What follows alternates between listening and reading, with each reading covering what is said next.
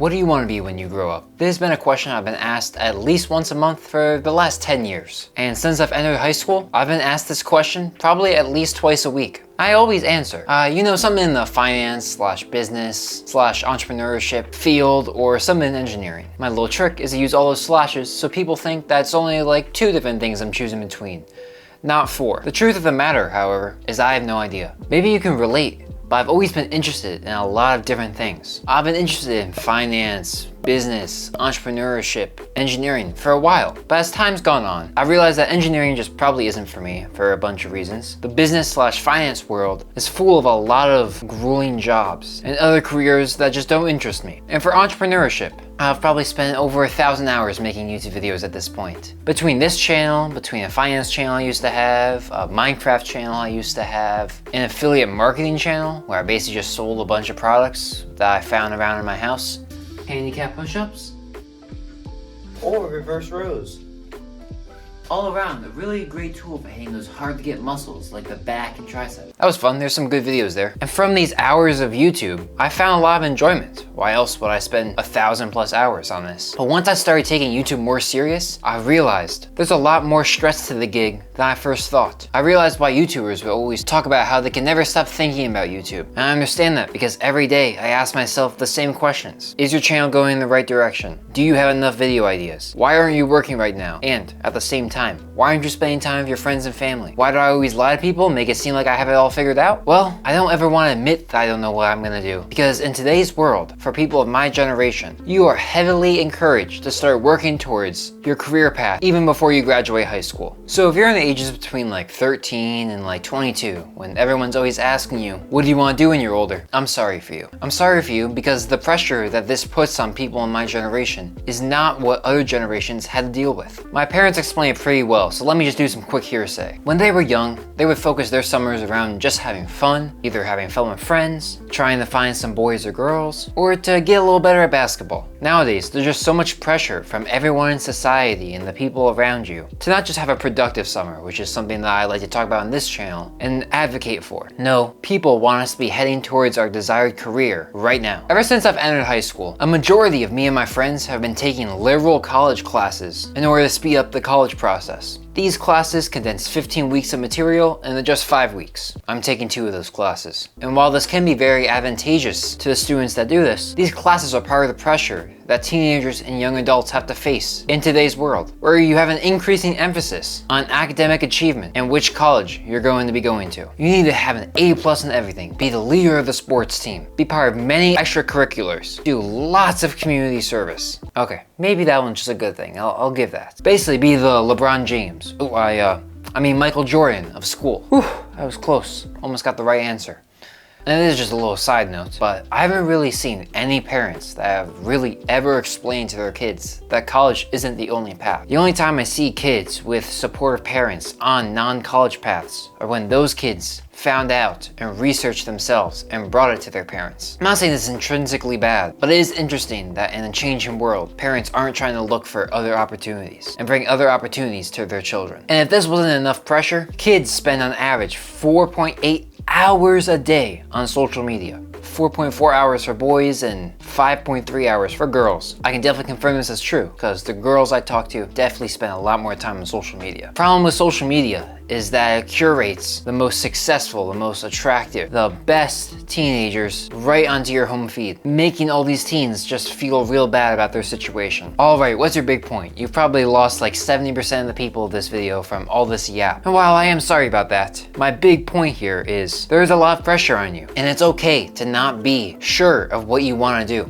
One of the main points of college is that you take classes to see if you have interest and to see if that's a subject in which you want to base your career around. There are some exceptions for big, high-paying jobs like a doctor or a lawyer, which really, if you decide I want to be one of those, you really just have to commit. Otherwise, you're going to have hundreds of thousands of student loans and no huge income to pay them off with. I definitely know a person in my life which went to law school, decided they didn't like it, and came out on the other side with, I believe, $70,000 of student loans from 6 months of law school. Wow. Hey, Dylan here to just chime in real quick. So actually, student loans can be very expensive for all parties involved. as you can see here, basically every degree walks out with a whole bunch of student debt, and that's without all the interest applied. And that's why I think that, this idea that college is a way to find what you like can be helpful, but it is still a big cost. And that's why I also recommend that a lot of people start off in community and public colleges, because as you can see here, public colleges are just a lot cheaper on average, usually around $10,000 cheaper than a private school. And I also want to say, if you live in any of these states here where you can actually get bachelor's degrees from community colleges, that's definitely something you want to look into. I just wanted to correct my misguided words. Now, let's get back to this absolutely fabulous video. And try not to spend too much time comparing yourself to others who have figured it out. The truth of the matter is that a lot of people think they have it figured out, but then much later figure out that they're in the same boat as us. People who don't have it figured out. I spent years thinking I wanted to be a game developer. I would still think that if I didn't download some game development software and try to code a game and realize just how tedious and annoying it really is. I don't like to end any video without some steps that you can take to help your dire situations. So here's 3 things that I recommend you to start working on right now. Improve your character, spend time exploring your interests, and give yourself free time to just have fun. I always thought that your character or your personality was kind of just ingrained in you. However, when I realized that there was a part of my personality which I did not like very much, and try to change it, I realized your personality is a lot more malleable than I once thought. One of my biggest flaws was my urge to debate anyone, anytime, anywhere, as much as possible. I spent as much time playing devil's advocate as playing myself. Having people challenge my thoughts and me challenge theirs was just really fun, especially if I was the winner. But it really hurt my relationships with the people around me.